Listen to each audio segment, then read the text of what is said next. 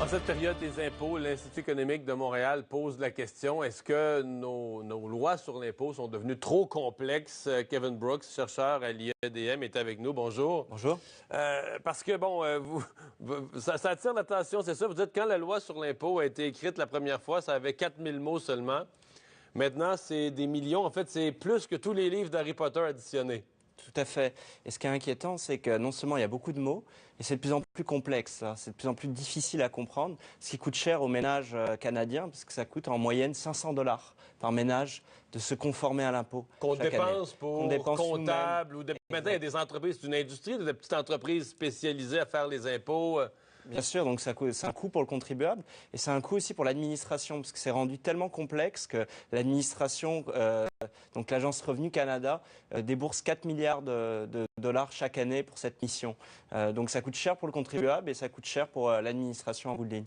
Mais d'ailleurs, cette complexité, un des effets, vous me parlez de l'Agence du revenu, il y a des tests qui avaient été faits à Ottawa, même par des autorités comme les vérificateurs, où on posait la même question à différents agents du revenu, là, par téléphone ou en ligne.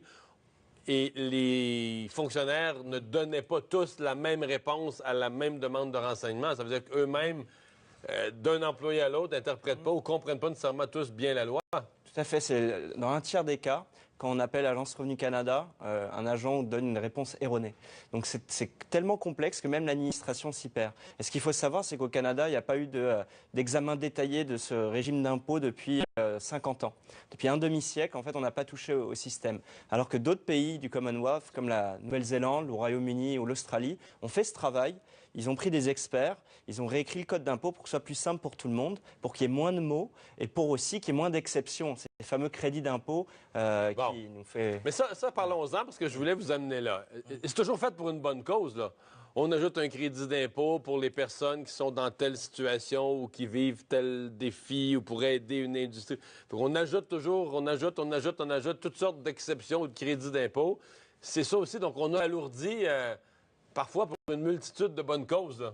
Exactement, mais le problème, c'est qu'il n'y a pas forcément d'évaluation de leur impact. Est-ce que c'est un effet positif? Est-ce que ça a répondu à sa mission?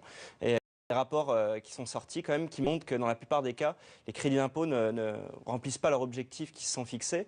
Et donc on serait mieux d'avoir un taux d'impôt plus bas pour tout le monde? Exactement, c'est ce qu'on propose. Ce qu'on propose, c'est vraiment de revoir ça de manière détaillée, comme beaucoup de groupes demandent. 80% des Canadiens sondés voudraient cet examen détaillé du code d'impôt. 70% des comptables aussi voudraient cet examen détaillé. Et nous, ce qu'on souhaiterait, c'est qu'il y ait moins d'exceptions, moins de complexité et que les taux baissent pour tout le monde. L'existence d'une espèce d'industrie visant à aider les gens, à contre-rémunération, là, ils sont payés, mais toutes ces compagnies qui disent « Ah, donnez-nous votre rapport d'impôt, on va aller vous chercher un maximum de retour », est-ce que ça existe dans tous les pays, ça? Non, ça n'existe pas dans tous les pays, mais l'avantage que ça a d'un côté, c'est qu'une fois par an, on sait combien on paie, on s'accorde avec un comptable pour savoir combien on paie, mais ce qu'il faudrait, c'est que ça prenne moins de temps et que ce soit moins complexe, y compris pour les comptables pour faire leur travail. Ça permettrait de gagner du temps et pour les contribuables de payer moins d'argent. Mais s'asseoir une fois par an pour savoir combien notre argent va au gouvernement est très important pour la démocratie. C'est quand même de notre argent là, qui va dans des missions de service public, c'est important qu'on ait un contrôle. Ah ben non, on l'oublie au Canada parce qu'ici, on a le prélèvement à la source. Donc, on a l'impression que l'argent de l'impôt, les cotisations syndicales, tout ce qui est prélevé à la source, on a l'impression que ça ne nous a jamais appartenu. Bien sûr, mais il y a quand même ce système déclaratif. On prépare une déclaration, soit avec notre comptable ou un logiciel, qui nous permet de faire le point. Et ce qu'on dit de savoir qu'est-ce qu'on a donné. Exactement. Et ce qu'il faudrait, c'est plus d'équité, savoir qu'à revenu égal, les contribuables sachent qu'ils vont donner exactement tel montant d'impôt. C'est pour plus d'équité et que, comme je disais, il y a eu des réformes qui sont faites dans la plupart des pays de l'OCDE ces 20 dernières années. Et le Canada devrait suivre la même voie et s'en inspirant en simplifiant le code d'impôt. Vous venez de parler d'équité. C'est un des paragraphes, un des chapitres qui m'a intéressé dans votre... Vous dites, la complexité, un de ses impacts, c'est que ça brise l'équité parce que des gens qui ont des revenus équivalents vont finir par payer pas la même chose, pas le même impôt? Oui, tout à fait. Et en plus de ça, la complexité pose d'autres problèmes. Comme je disais, ça pose un problème de coût. Il faut savoir que le coût au Canada est beaucoup plus élevé qu'aux États-Unis.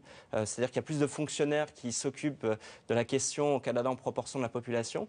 Un autre problème, c'est que c'est compliqué de planifier ses finances personnelles. Quand ça bouge chaque année, il y a des changements fréquents, qu'on ne sait pas exactement combien on paie. Donc en fait, la complexité, ça pose tout un tas de problèmes. Et le meilleur moyen de résoudre le problème, c'est de simplifier. Et on a déjà des exemples de pays qui l'ont fait. Ouais. Ben, merci beaucoup de nous avoir parlé de ça. Merci. Au revoir. Au revoir. Mon auto était coincée dans le garage. Je suis complètement dans la rue. J'ai fait le pouce.